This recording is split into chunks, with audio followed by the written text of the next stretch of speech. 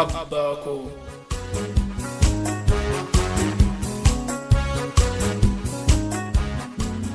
waadaan koo waadaadha hin qaawwine hin uranne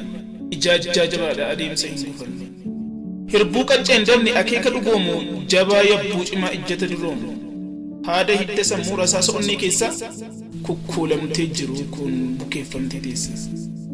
kan hin eenyuuf eessattuu amanee hin dhiifanne ati bargalaana malee fixiinsaan sinjiifanne ijjadhu ijjachuu malee taakkuun hin dhundhumu dubbadhus dubbachuu malee abadan hin gungumu cabsitu ni cabde jedhee micciiree hin kutu haqa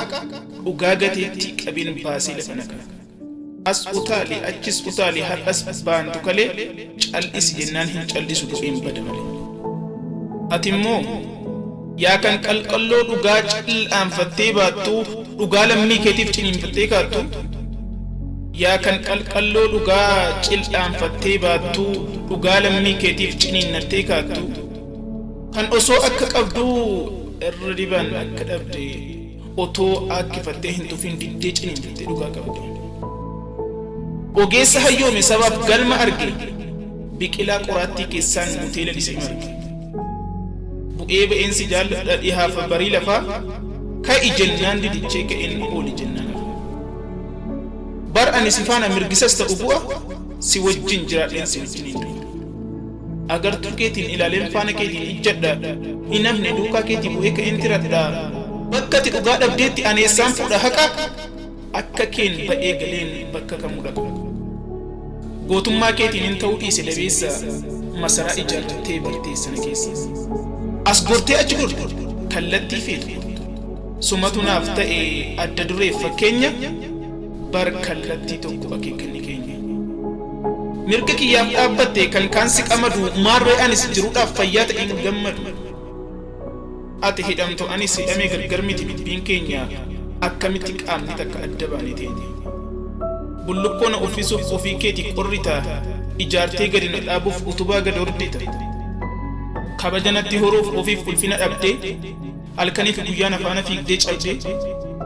qalbiin kee rarra'ee ana boqachiifta bilisummaa baattee ana uffachiifta hin qophattu gad hin teessu waamicha koo fiigda dararaa koo dhamdhamtee na waliin cittee dhiigda lafeef kabaja qabda lafa osoo hin gurgurin maqaa tokkoon waamta gargar osoo hin murmurin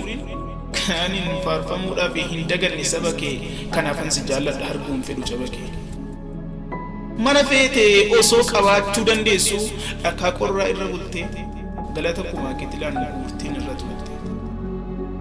nan arga anis kaniti saba kiyyaaf argite haqanarraa qabdanaaf jecha falmite uffannaa kee uffadheen naaf hagalu jiruun kee dabareen siifan dhaabbadheen siifan jira turuun kee haqa lammii keetii fi akka malli diramtee si faanam jira anumatu naaf hidhamte osooti marii malee maaddii gadi fidde osooti sagalee koo tasa dhaga'uu didde osooti sobaaf fakkeessaanii dhuugdee irra dibde gaafa gaddaaf gammachuu koo na bira dhibde osooti faayidaa koo irra kan ormaatiif laatte bo'icha koo dhiiftee cadha kaaniif kaatte silaa jibba kan keetii muka maqaa keetuun dha'u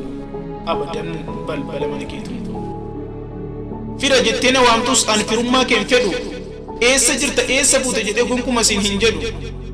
argaadhuma keen jibba owwaannan sitti sooma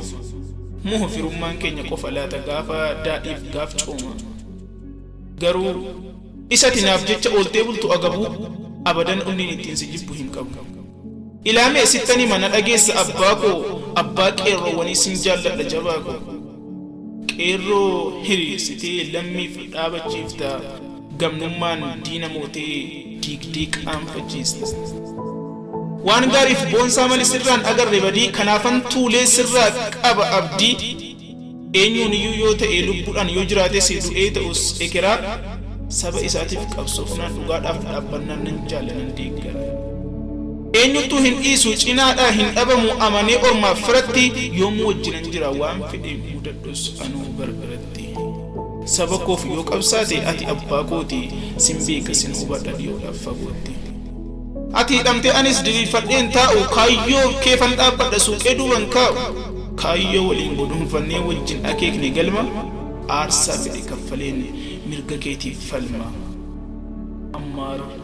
tamam Hidhaa fi ajjechaan amilee nu cabsee qaraan hundeebise